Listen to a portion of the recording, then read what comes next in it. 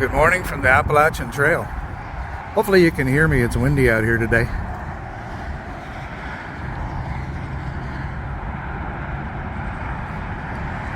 So a little reset on my hiking routes. I'll fill you in a little bit about that. So where I'm at right now is Afton Mountain at Rockfish Gap. That road right there is Interstate 64 that runs from St. Louis way over that way to the west to almost the Atlantic Ocean over in Chesapeake, Virginia.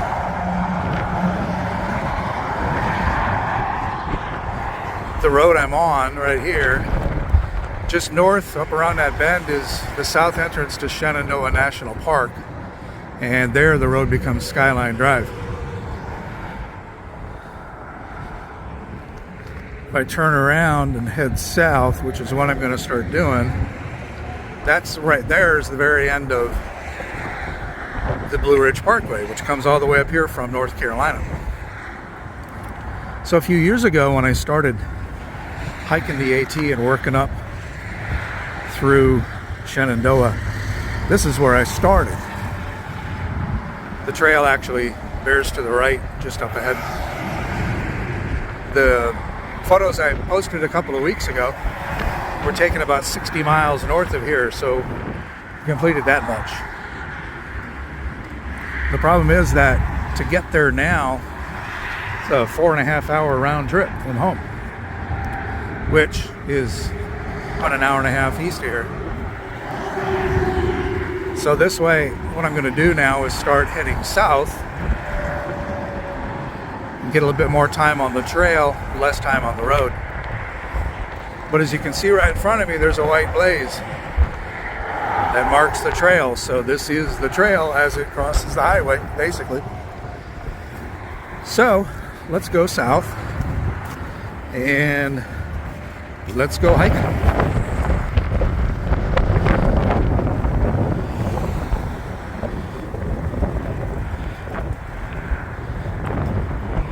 Down this little stairway and off we go.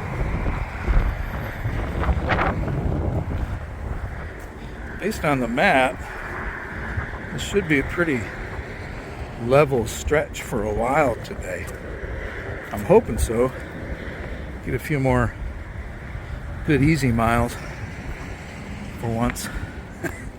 I could use the practice climbing, but just getting some good easy miles will really feel good.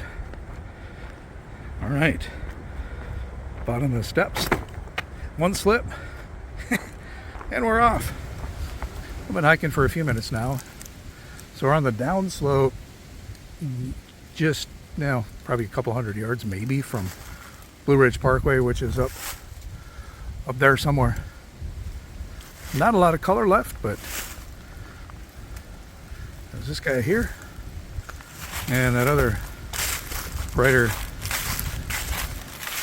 yellow up there. There's a little bit of yellow left here and there, but for the most part, the peak of the colors probably gone by now. But still, it's a beautiful day to be out if you're out of the wind.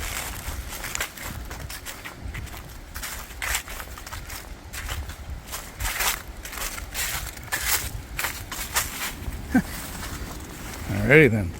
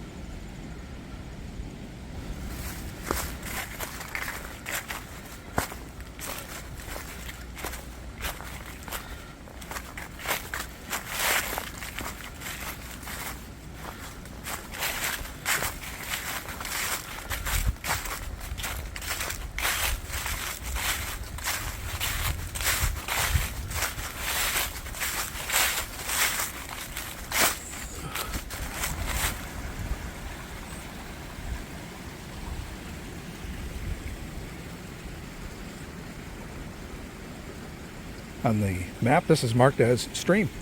Yeah, I would say so. One of the YouTubers followed all summer long. Every time she crossed a stream or a river, she'd announce it. The river crossing. So I guess that's what we're doing. We're crossing. We're crossing that, but hey, it counts. So I've heard about this place and showed up on the map. It's coming up pretty soon. I don't know what the story is or who W.J. Mayo was, but this is what's left. It's the ruins.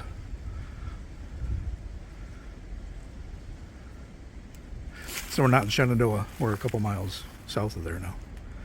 But the history of Shenandoah is interesting because a lot of people got displaced and kicked out of their homesteads, for lack of a better word. It wasn't always a nice process. I don't know what the story was here, but we'll Google it later and find out.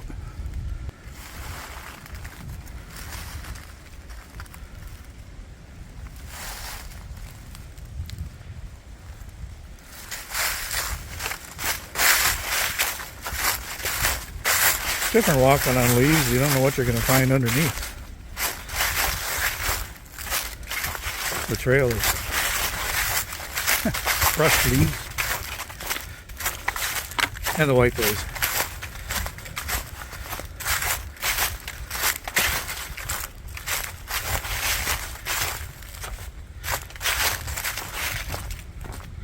Overall, though, today has been a beautiful, beautiful hike.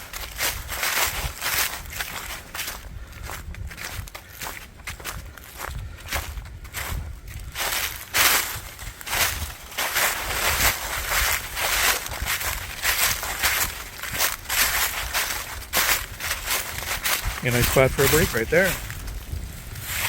But I'm going to keep moving for a little while yet.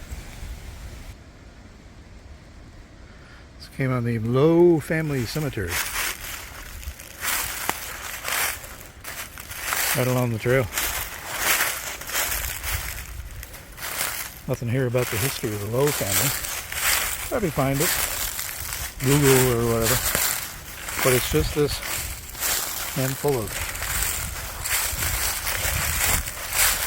little tiny tinsel. The biggest one right there. That little one.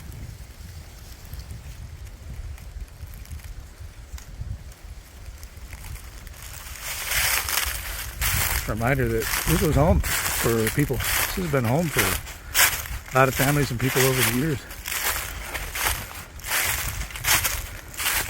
Nice to see that it's staying this way and not full of condos and vacation resorts. I'm just saying that because there's one nearby, but they managed to leave this alone. All right, let's continue. Okie doke, break time's almost over, but wanted to show you the shelter. This is pretty nice. On a hillside with, I don't know if you can see the creek down there at the bottom. And it's not real clear from here, but well, fire pit that's not been used in a while. I'm sitting here with way too much time to think and going, how'd they get all this stuff back here? Well, they had to carry it, I guess. So, it's telling you about the sign, the alert for bear activity. I was looking in the logbook and there were quite a few comments about bear, but that was last summer. So, there's my pack. Got everything I need in there except a couple days worth of food and clothing. Poles. That's where the trail register is kept.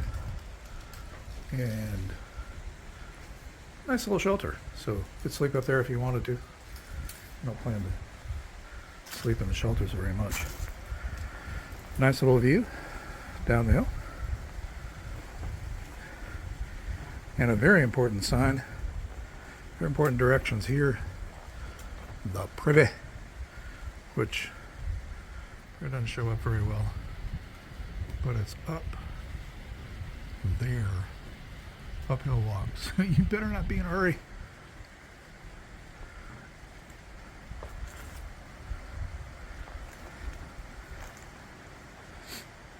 My Gatorade, need to finish that.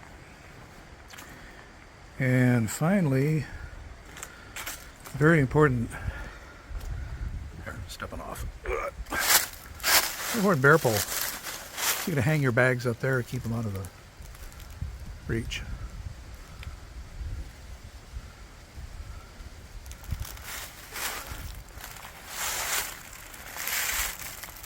Anyway, basic shelter. So I'm going to get all myself all put back together and head back up this hill. Shelter up there.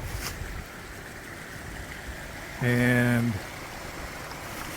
let's tell you about the stream down here. This is pretty good water source. People were writing in the trail journal up there that they love coming at the end of the day and sitting here in the water, soaking their feet and everything else too. So, nice spot. Nice spot.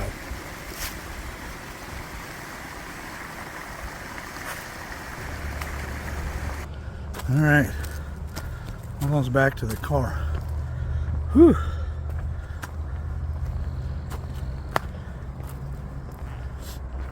Never seems to take as long to get back on these out and backs. Maybe it's because I'm walking a little bit faster. I know how far it is. I'm also more tired because I'm walking faster. So about a mile and a half or so back, ran into a gentleman who was out walking about a 2 mile out and back, 4 miles round trip. Just out getting exercise. 87 years old. Said he had hiked up Humpback Rock yesterday, which is not far from the shelter where I stopped. That's one heck of a climb. So if you can do that at 87, it's pretty good. Wind is picking up again. It's not like it was earlier. I read something earlier today that got me thinking. The question was, are you the type of person who likes to see scenery from the road? See the road from the scenery? I guess you could also say, are you the type of person who likes to see the scenery from a plane, or see the plane from the scenery? I guess reality says you kind of need one for the other, but obviously prefer to see the scenery from the road. So a couple more steps into the wind and we're back at Rockfish. I'm gonna get in the car, get back on 64, head east, and that'll be that for today. So thanks for coming along. Catch you next time.